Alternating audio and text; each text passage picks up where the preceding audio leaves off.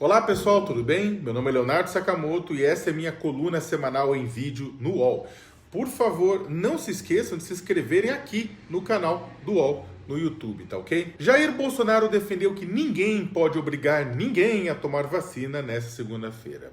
Ô Bolsonaro, não deixa fazer esse negócio de vacina não, viu? Isso é perigoso. A vacina, ninguém pode obrigar ninguém a tomar vacina. É isso aí. Isso, presidente. Abre dessa forma uma nova fase na guerra política em que transformou a saúde pública brasileira desde o início da pandemia. Isso soa como música aos ouvidos de um naco de seus seguidores que acredita que a negação à vacinação coletiva é uma forma de resistir ao Estado opressor. E há um outro grupo que acha que a vacina serve para inoculá-los com chips para serem rastreados e controlados a partir de torres de celular 5G chinesas. Uma conspiração com a participação de bilionários, humoristas, illuminatis, cavaleiros templários e aliens. Perceba, contudo, que Bolsonaro não veio dizer que ninguém pode obrigar ninguém a pagar impostos. Imposto, esse instrumento do tal Estado opressor contra a liberdade do indivíduo.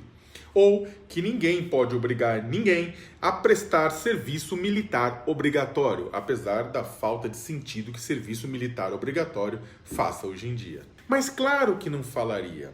Primeiro, porque se fizesse isso, seria devorado em poucos minutos em Brasília. Além do mais, nem o mais inocente de seus sócios ultraliberais acredita mais que no íntimo sua visão de país seja de um Estado mínimo. Pelo contrário, seu governo pode não ser bom de política de saúde, entre outras tantas políticas, mas é craque em monitorar cidadãos e produzir dossiês. Quando se fala em obrigatoriedade da vacina, aliás, não é invadir casas e retirar cidadãos à força, picando eles com seringas, como acontecia há mais de 100 anos, mas é restringir acesso a direitos, por exemplo, a quem não se vacinar. O próprio Ministério da Cidadania afirma que uma das condicionalidades para receber o Bolsa Família é manter a vacinação das crianças em dia. A questão é outra, portanto. Bolsonaro critica a vacina para causar barulho e tumulto e acender suas milícias com ultraconservadoras e anti-ciência. E, como nesse contexto, quanto mais ruído, melhor, nega-se a estabelecer um diálogo honesto e claro com a população. Solta só ruído. Ele poderia fazer o contrário. Poderia. Ele poderia vir a público e explicar o que é uma vacina, por que ela deve ser tomada, quais os ganhos para a coletividade, eventualmente quais os riscos e os efeitos colaterais que são muito pequenos em comparação aos ganhos, pois diante de informações que dizem respeito à vida, à sua própria vida, o indivíduo tende a atuar de forma racional e pragmática, ele age diferente da massa. O indivíduo não é burro, apesar de ser tratado como tal por seus governantes. Jacinda Ardern, primeira-ministra da Nova Zelândia, caso de sucesso no combate mundial ao coronavírus, estabeleceu uma comunicação franca, aberta e constante com a população, explicando o que o governo faria e como.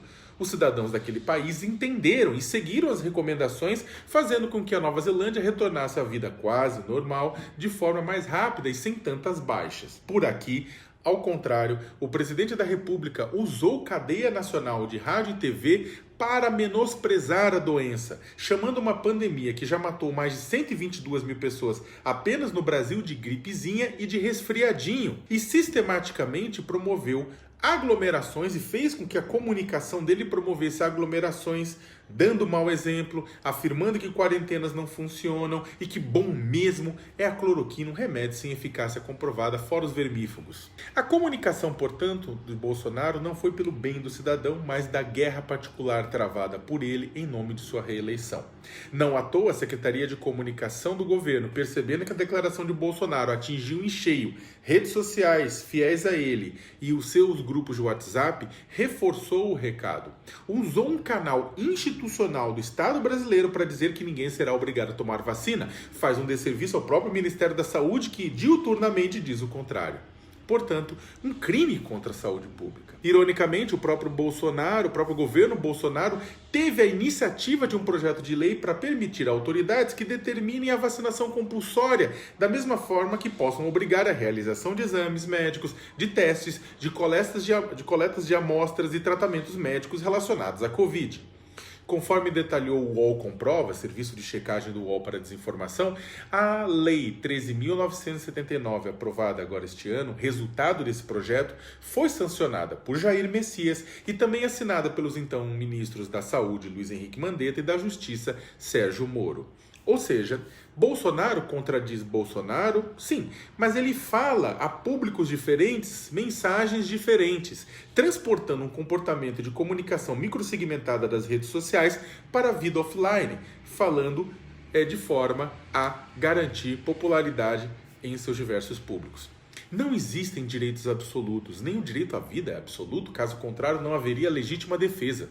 Portanto, é um erro afirmar que a liberdade do indivíduo de não se vacinar se sobrepõe à saúde coletiva e à segurança sanitária de toda a sociedade. De acordo com eu falei com a Heloísa Machado, professora da FGV Direito de São Paulo e coordenadora do Centro de Pesquisas Supremo em Pauta. Ela disse que uma pandemia é um problema coletivo, cuja solução também é coletiva. A vacinação, nesse caso, é uma forma de garantia de direitos. Em uma comparação simplificada, ela afirma que uma pessoa não pode descumprir medidas básicas sanitárias em um restaurante, por exemplo, só porque acha que tem direito à liberdade e à livre iniciativa. Por que isso, então, é aceito ou é questionado quando se trata de saúde pública? O movimento anti-vacina nos últimos anos levou uma pequena parte da população a evitar a imunização e isso teve um custo.